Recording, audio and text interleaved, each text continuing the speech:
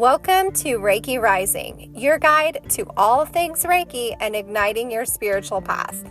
Join us every week as we delve into the transformative world of Reiki, sharing insights on how to navigate this earthly journey while elevating the vibration of the collective.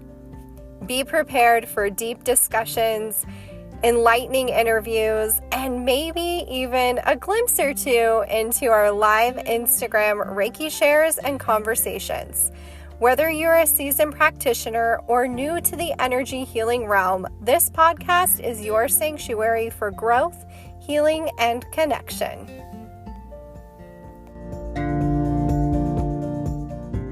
Weekly live discussion with Reiki Rising. Today, we are going to be talking about some of the different lineages within Reiki, what their history is, and how to choose the practice that is right for you, as well as talking a little bit about how Reiki has shifted and changed and become an adaptable practice over time. So I want to start this discussion, but first I have a little announcement to make. I'm really excited about this. If you are here in this live, then you have probably seen the post or the message that I sent out about the new tiers within the Reiki Rising Collective. So I have launched new tiers for membership. So if you are here and if you've been a part of the collective, you are automatically in this first tier. So if you are signed up on Patreon, you are in the first tier already. And this is the base level tier for us. And this includes everything that you've already been taking advantage of, coming to these weekly lives, one-on-one coaching sessions, getting that 20% discount on your Reiki sessions, live discussions, everything that we've already talked about in our previous podcast posts and on our posts on social media about what's included in this benefit. So moving up into the next level, this is a level that adds a little more benefit. So if you have followed me for a while, then you know that each year I do a personal retreat. And this personal retreat is a time that I have scheduled usually in like November and December. I take some time off for myself, time to reconnect with myself after the busy year and the busy season of the holidays. It's really difficult to do that. So I take some time. I'm kind of really tuning into what's going on with me and carving out that space to figure out maybe even what's next. You know, we're at the end of this year and it's starting to plant that seed of what could be coming. So this last year, I created a downloadable workbook for you that you can create your own retreat. So this is the Journey to Discovering You retreat guide. And this is a free resource. You can download this PDF for free and you can create your own retreat anytime.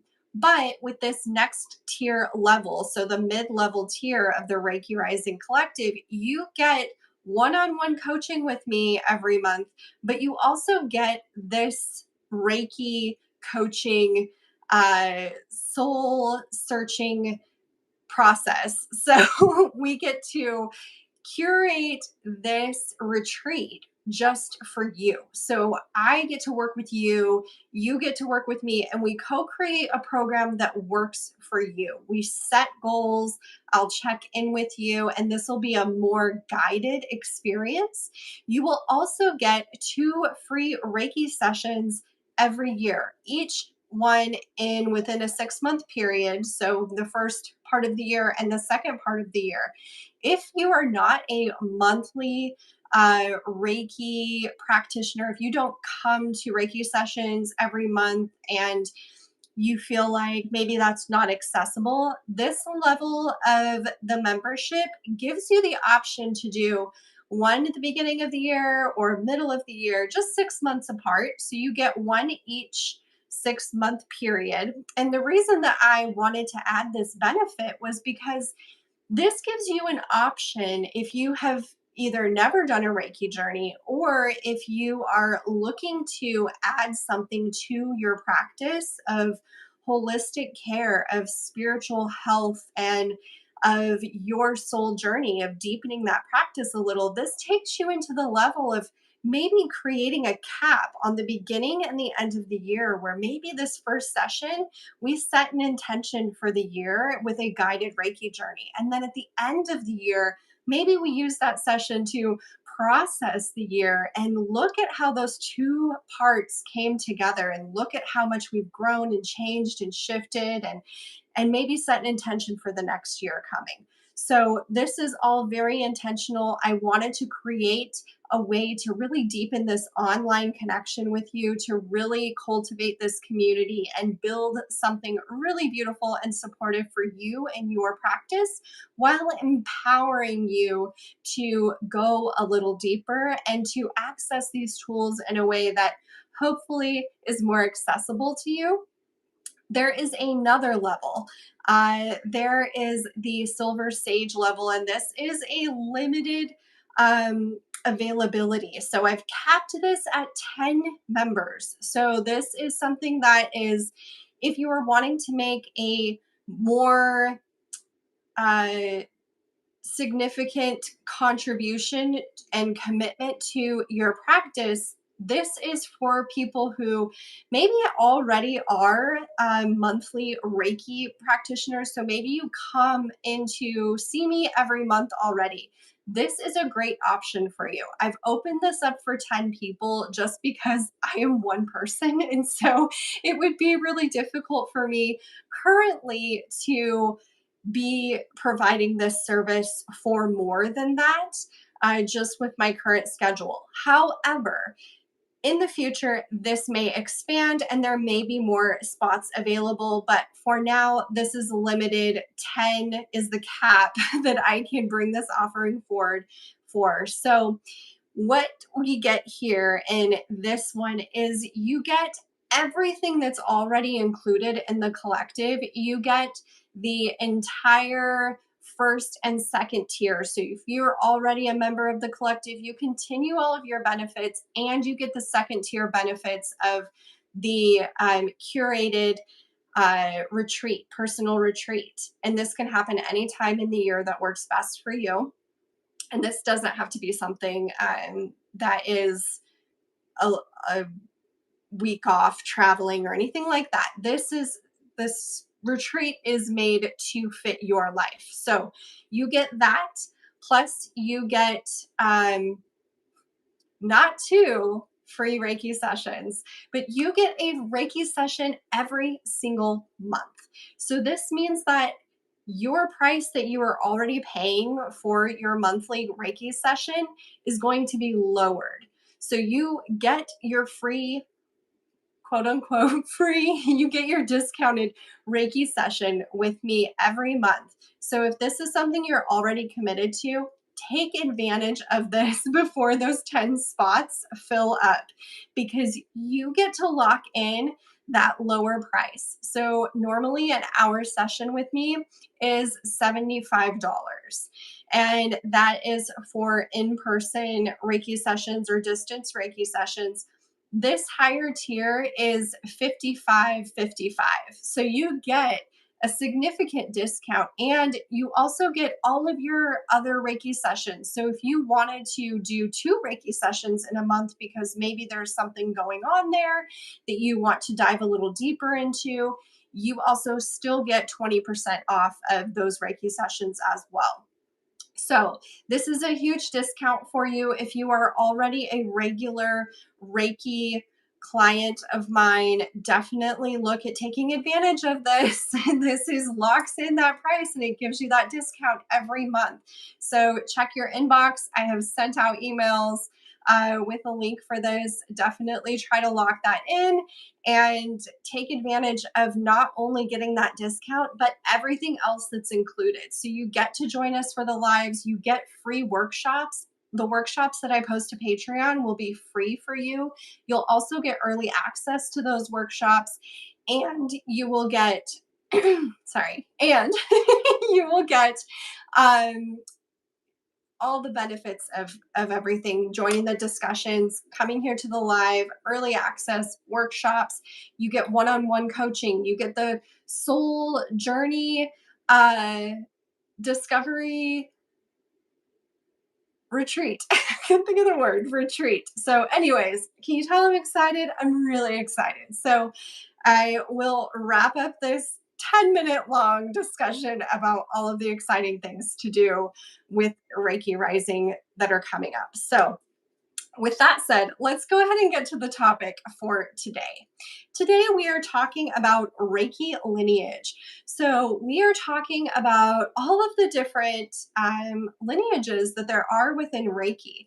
And when people start to delve into this practice and they start to learn, maybe they've been to a community circle. I hold events all the time. So, maybe you've been to one of those, or maybe you've been to another Reiki practitioner in the past in some time in your life. And all of us practice Reiki a little different. And some of us have the traditional Western training for Reiki, and some of us have other offshoots that have been created by Reiki practitioners, Reiki uh, masters, Reiki guides, teachers, whatever you want to call them. Uh, there are many practices. So the question that people often have is, what is the right practice for me? What is the best one to choose? So today we'll be talking about just a handful of these practices and how to choose the one that is right for you. So, how was Reiki formed? Let's start there. How did this come to be a practice?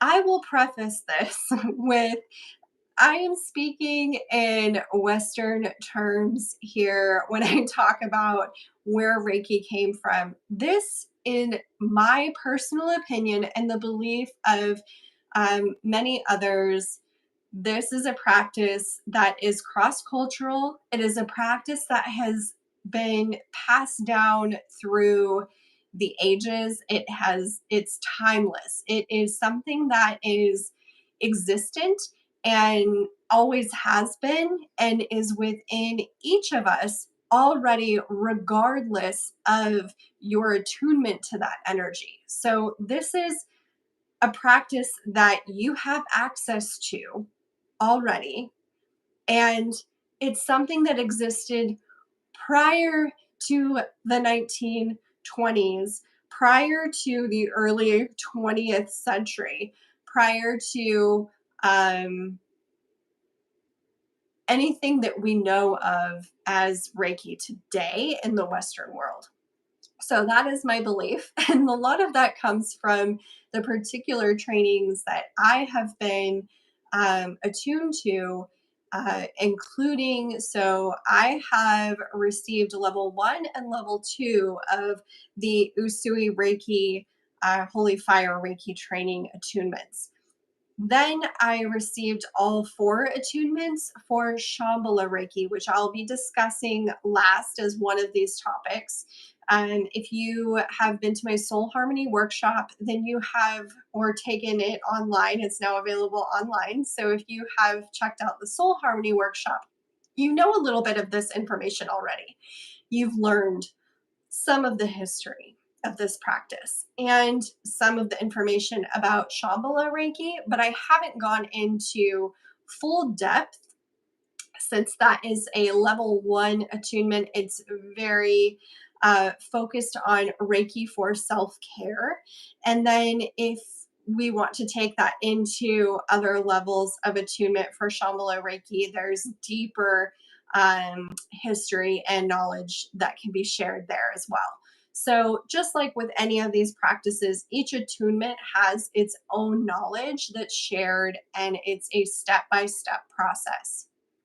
So, some of these offshoots of Reiki practices are created by people who were trained in one style of Reiki and saw that maybe there was another way that we could bring a different type of energy in, that we could bring in a different practice and create something a little more expansive in one direction or another.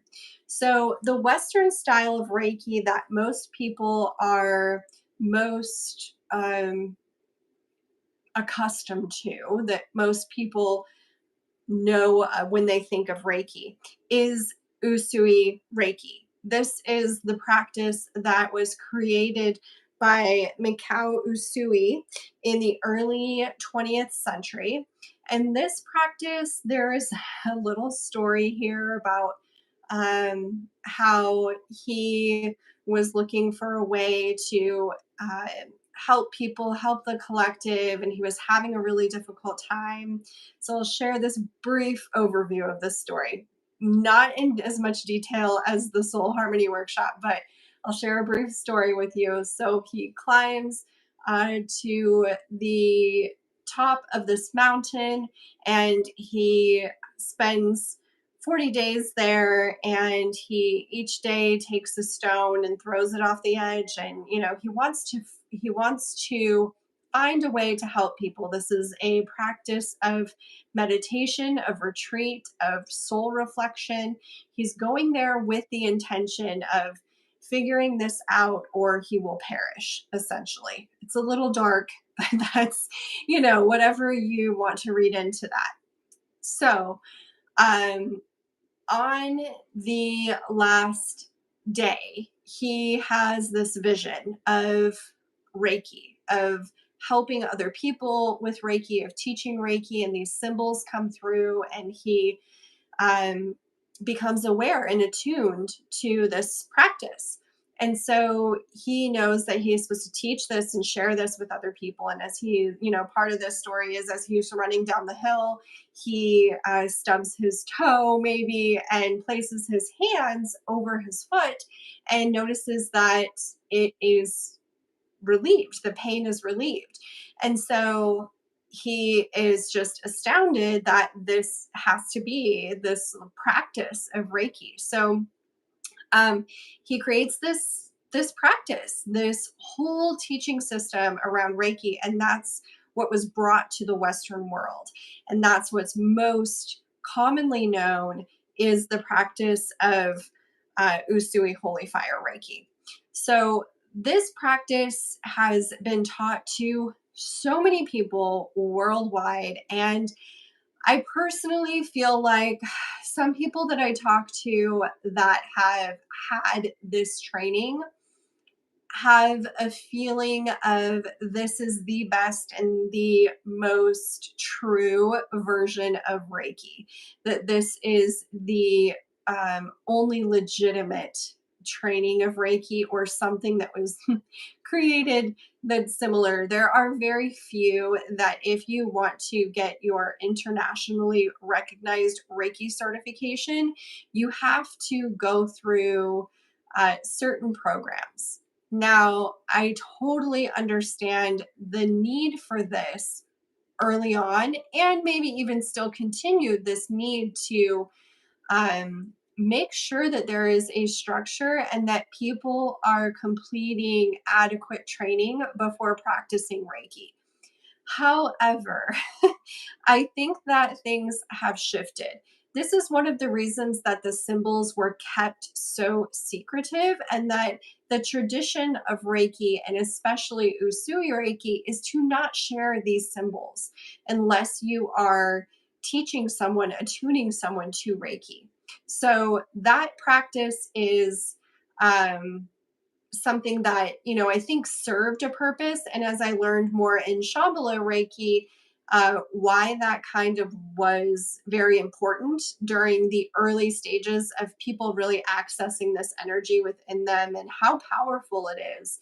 And that it could, just like any energy, we can have the intention to cause harm, or we can unintentionally cause harm to people in some way. But the essence of Reiki energy is love. So if the person is in this to heal and to help the collective and to empower others and to love and heal bodies and themselves, if they're committed to that journey within themselves and sharing this with the collective, then the harm reduction aspect and the ethics of it, that person would seek out to do that. So I understand the structure around these programs, but I also think that we're in a different time and that Reiki is adaptable.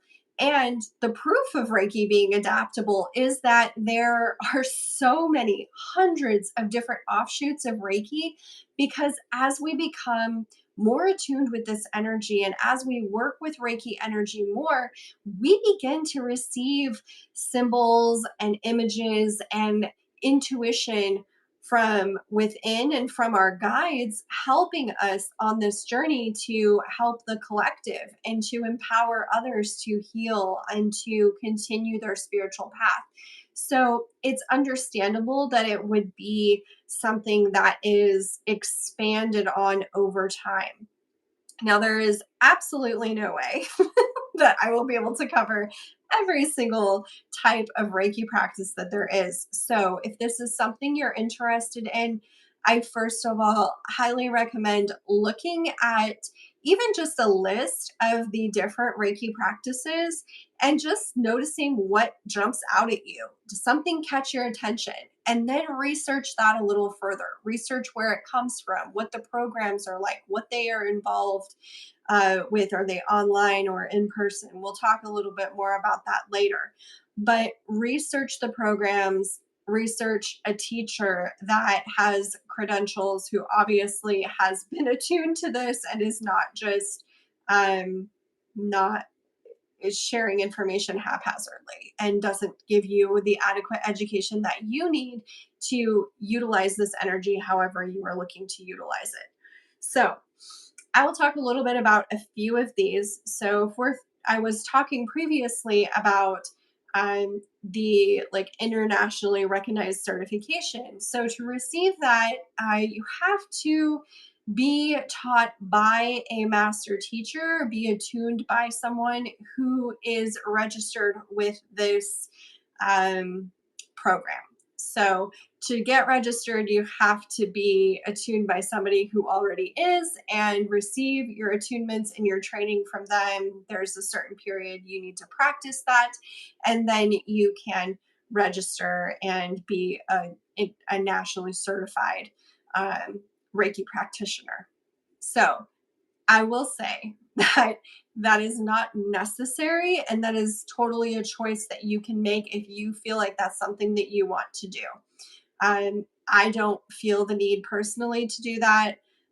Even though I have Reiki 1 and Reiki 2, and I have Shambhala as a quote unquote Reiki master. And if you've heard me talk about this before, I don't like referring to myself as a Reiki master because I feel like we've never mastered anything. And we are always committed to continuing our education and to learning more and to expansion. So the idea of mastery doesn't matter to me. And I don't really resonate with that. So even though I'm attuned to those levels of Reiki, Shambhala Reiki is not included in the practices that are outlined as qualified for that certification, which again doesn't matter to me. But if it matters to you, pay attention to what is qualified and make sure that you choose a practice and a practitioner, a teacher who is qualified so that you can get that certification. So that's another thing. Double check and see what it is that you want to do, what certification you need, and go from there. So the other common one, which William Lee Rand is the one who created that certification for Reiki and manages that membership and all of the program. So he also created a lineage or an offshoot of Reiki called Karuna Reiki. And this means compassion in Sanskrit. So the word karuna means compassion. And this is focused on a practice of compassion and deep emotional healing. So the symbols that are used target deep emotional wounds and past life traumas. There's also a practice of chanting and maybe toning to enhance this process during your session. And it may also mean that you have multiple sessions to focus on one particular area or one particular trauma. Um, Another practice that was created is called Rainbow Reiki. And this was created by Walter Lubeck. And this brings in elements of shamanism, crystal healing, and chakra balancing. So, all of the initial Reiki practice, or I say initial, the most known Reiki practice of Usui Reiki has specific hand placements and specific symbols. It is focused on balancing the energy centers, but there is not a necessarily originally a direct correlation between the chakras and Reiki practice, just more of a focus on the energy centers themselves. And so those two things have kind of come together in many of these practices. So there is chakra balancing within pretty much any Reiki practice, regardless of the lineage. That's something that you're going to incorporate for the most part. Um, this is really an intuitive practice, so it's totally up to you. Any of these things are intuitive. That's why it's so adaptable. So the other thing that Rainbow Reiki pulls in is also crystals to focus energy and color therapy. There may be colored lights or colored cloths that are used to focus energy on one of these energy centers. Um, Another one that is common that I've heard people interested in is Celtic Reiki. Now, there are many other practices of Reiki. There's Tibetan Reiki. There's so many other practices. So, like I said, this is very slimmed down, tiny short list of Reiki. Celtic Reiki was created by Martin Pentecost, and he felt really strong about Celtic traditions and wanted to bring the practice of Reiki and the practice of Celtic traditions together, fusing this practice and really creating something that was really rooted in the rich history of the Celts and tied specifically to the types of trees and plants that they would use, as well as locations that they would have traveled through or resided in. There's a strong connection to nature in this practice and the natural world, harnessing the energies of these properties of these trees and plants that are used as symbols during this practice. So they also incorporate the earth chakra, which is the chakra that connects us to the earth realm. And they create ceremonies that are based on nature as well. So, this may be a practice where they are also creating ceremonies that are focused on seasons or cycles or types of nature. These symbols that are used are particular symbols for certain trees or elements that have to do with the earth or with nature itself. And so it's a unique group of symbols that are used. Each of these practices may have some overlay in the type of symbols that are used, but there's usually something else that's added in, another layer or another section of symbols that are used as well.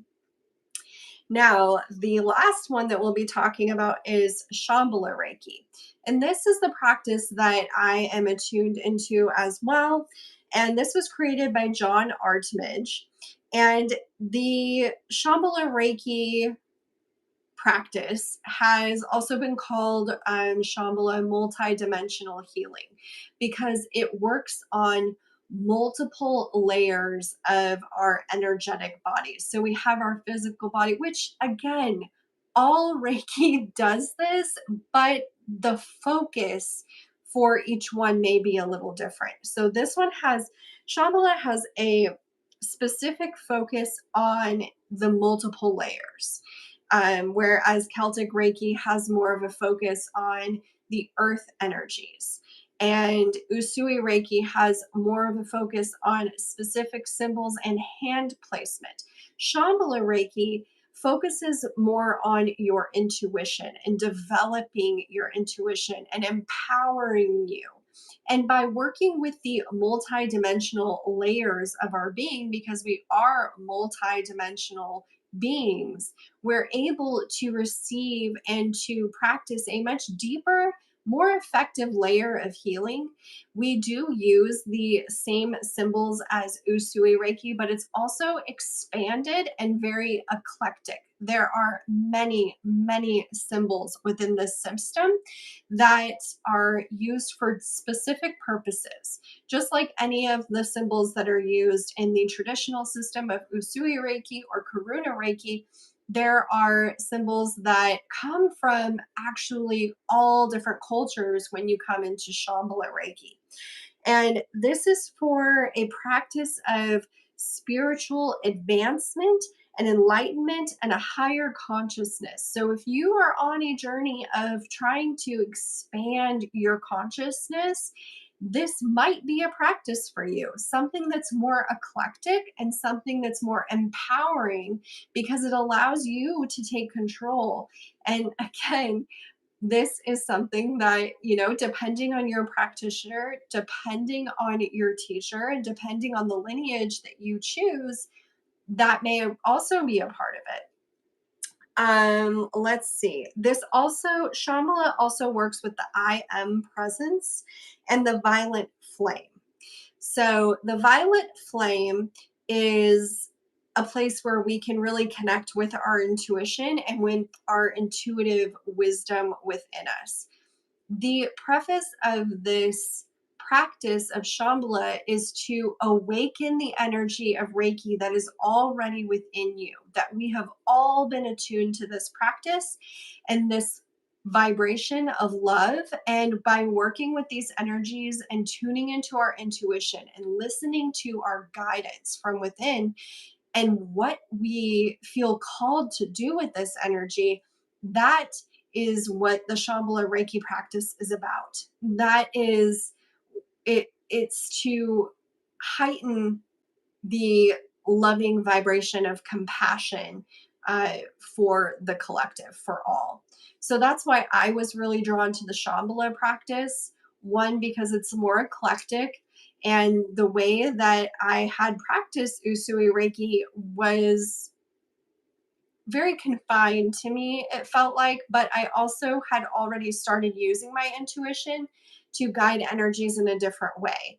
And so as I worked with Reiki more, I kept getting all of these insights and wisdom whispers, we'll call them, about how to work with this energy and how to um, shift to what each client needed, how to listen to my intuition during a session. So there's a heavy emphasis on that in Shambhala Reiki. And it also calls on the energies of ascended masters. So it's not just one person who's created it. These are the energies of all of these ascended masters. So we're talking about Buddha or even Jesus or Kuan Yin or any of the ascended masters that you identify with, any of them, whatever it is. It's those ascended masters that are coming in to aid and coming in to guide you and support you in learning and growing on this path. So it's not fixed to one particular figure or one particular type of energy. It's more expansive. And so for people who are maybe questioning, certain practices of religion, may think that Reiki is not a practice that is acceptable.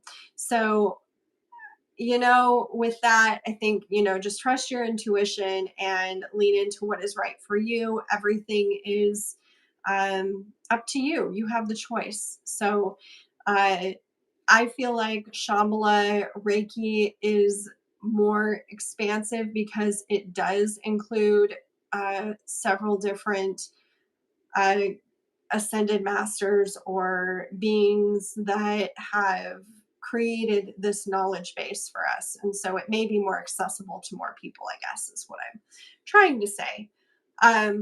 So yeah, I think that when it comes to choosing the practice that is right for you, when it comes to choosing the practice, step one is to look at, just get curious. What's out there? What type of Reiki practices have been created by people?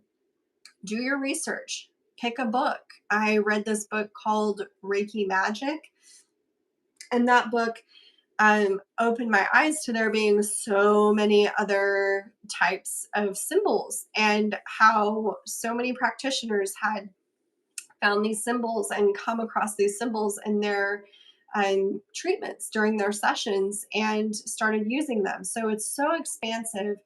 And I feel like it's really sent me on this journey of just wanting to learn more and more and more, and continue to expand my knowledge when it comes to this practice and to this modality and what I teach people in the Soul Harmony workshop. And I'll be doing other workshops as well and attunements. So my focus there is to empower you, to empower yourself, to empower others, to seek the deepest depths of your spiritual journey. The second tip that I would have is, once you have researched and found the practice that is for you, look to see about that certification. Is that something that narrows down your list of practices? Because it may be that you feel you need this certification, and that's totally fine. That's a choice that you need to make for yourself, depending on where you decide to go with this and how that's going to look for you in the future. Or if this is something that you're purely doing for yourself, or if you're going into a business and if you feel that's necessary moving forward, that may narrow down your list of types of Reiki. The next thing would to be looking for an instructor that aligns with you, that aligns with your view. So reach out and talk to them. Send an email, have a little chat before you join the training program. Another thing is accessibility. Some of them are really expensive. And if you aren't sure that this is something that you really want to dive into, try something maybe that is more accessible to you for your financial means and see if it sparks something in you, and go from there. There's nothing to say that you can't keep learning and that you can't do multiple certifications or learn or self-teach and then do attunements with somebody. There's nothing to say that you can't expand this knowledge in another way. So I think those are the main things. Make sure it aligns with you. Find the right program.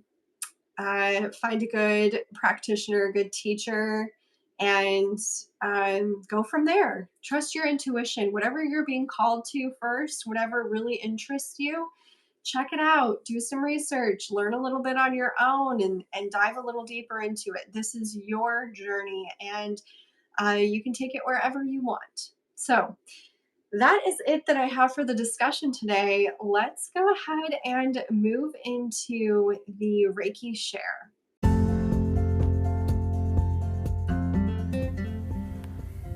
Thank you for joining us on this transformative journey with Reiki Rising. Ready to take your spiritual expansion to the next level? Join us on the Reiki Rising Collective and unlock a world of connection and growth. Subscribe through our Patreon, link in the description of this podcast episode, and gain access to exclusive weekly live distance Reiki shares and enriching discussions. As a member, you'll also receive one-on-one coaching sessions, discounts on workshops, and so much more. Follow me, your guide in all things Reiki, on Instagram at Raven Waterblossom, and take the next step on your journey. Join us in the Reiki Rising Collective. We can't wait to meet you.